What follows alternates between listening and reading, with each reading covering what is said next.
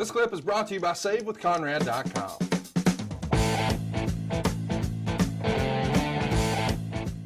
I think that was believable. That people believed that Ken Shamrock wouldn't back down from Vader and could possibly take Vader to fight.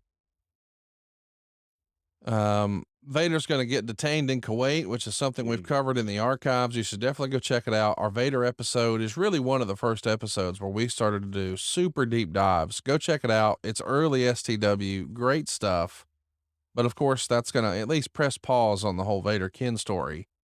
And the Raw after Vader's incident, Ken Shamrock comes out and calls out Mike Tyson. Now, let me give you context. This is 1997. This is a year before Tyson is working with Steve Austin. Was this just you guys trying to get some headlines and leverage? Hey, well, we got the world's most dangerous man, and that's the baddest man. Let's do a little grandstand here. Absolutely. Yeah. And you know what? I mean, Shamrock would love to fight Tyson. Of course. So it was a bit, ego stroking for Ken. It's something that Ken wanted to do desperately. There's a video of Shamrock that airs on TV that shows him with his family, and he's training his Lion's Den fighters. And Meltzer even says it's a great video. And then we would see Shamrock do commentary for Vader versus Goldust. And Meltzer points out that his character improvement week by week is really noticeable. It feels like, man, you're starting to get in a rhythm here. And then Meltzer says that Shamrock has been learning some ring psychology from Bret Hart. Of course, Bret is still hopping around on a bad knee, and he's got a little extra time. So he's spending it with Shamrock. And Meltzer would write, everyone realizes there's a lot on the line with the Shamrock Vader match as far as it going at least okay. And they're working extra hard laying out the match this next week. I guess this is really, I'm not going to say make or break, but it is something where if you make a really strong impression here, you got somebody, and he can prove himself to just be not middle of the pack, right? Ken was definitely not middle of the pack, and Ken used his time wisely. Went to Calgary, stayed in Calgary. Bret was off the road, and Bret was in Calgary a lot. So there was a lot of time to sit, look at tape, look at everything, and get in the dungeon and work with Ken on a daily basis. I think that it was a good thing for Ken. Frankly, I think it was a good thing for Bret because it kept Bret occupied and kept Bret involved and kept his mind working and being able to do the things that Bret loves to do. So it was all a positive time, in my opinion. In Your House Cold Day in Hell is really more or less the Ken Shamrock show. I mean, I remember where I was when I watched this pay-per-view. I'm at the height of my fandom, and dude, this was just some ass kicking stuff here. It's Shamrock and Vader, and Meltzer says they did an exceedingly stiff and more of a semi-shoot than most people would realize, and what was very close to a UWF style before fans who didn't quite understand the meaning of a lot of what they were seeing. Meltzer would criticize the booking, saying Vader should have been someone he was built to face rather than doing it right away, and maybe he should have ran through a bunch of preliminary guys. But man, as a fan who spent money on the pay-per-view, I got my money's worth. This was a badass fight, not a match, but a fight. I loved it. What'd you think? Well, but the other thing about that is you bring someone in that you want to be a top guy, you book him with the top guy on top. Yeah. And sometimes guys will be able to, work off of that build. Ken Shamrock wasn't one of them. And you have to just fine tune every single star. Everybody's different. And I thought this was great. This is what Shamrock was built to do. I did wonder, if you're one of the guys in the back watching this on a monitor and you've grown up in, I guess what we'll call traditional pro wrestling, and you see these guys beating the shit out of each other and bleeding, quote unquote, the hard way, is there a concern that some of the other guys are going to be like, fuck that. I don't want to do that. That ain't what I signed up for. Okay. What does that mean? It means that they're great workers. I'm not arguing that, but they really were beating the shit out of each other. Great workers. Yeah, that's what they're supposed to make it look like.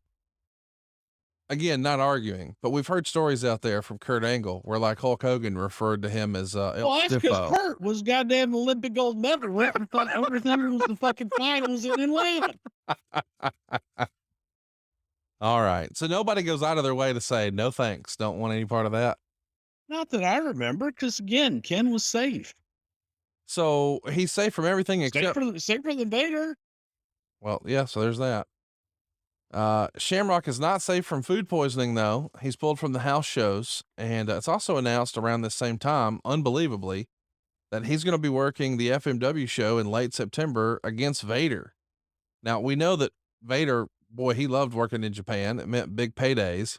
But this is also, what, a couple of years after you guys told Scott Hall, no, you can't go to Japan.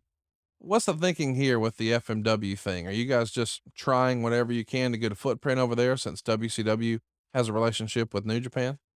No. Okay. First of all, the Scott Hall thing, that was something Scott Hall just wanted to go over and tour Japan with whoever they wanted to book him against and for the money that, he was going to make. This was a deal that was put together by us, that FMW was paying WWE for this event. They were paying for a match, and it was WWE guy versus WWE guy. There was no concern as to who they were going to be working with and what kind of match or anything like that.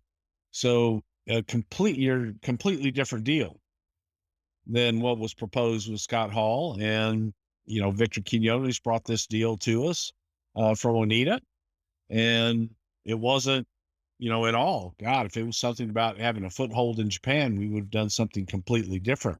This was a business opportunity that was brought to us, and it was good business at the time for us to be able to make some money off of two of our top stars. And that was it. So it's in the Observer that there are now negotiations with Dan Severn about coming in to work with Ken. Do you guys reach out to Dan and say, hey man, what about doing what Ken's doing? Or does Dan say, hey man, that looks pretty good. Let me get me some of that. I think we actually spoke to Dan long before we spoke to Ken.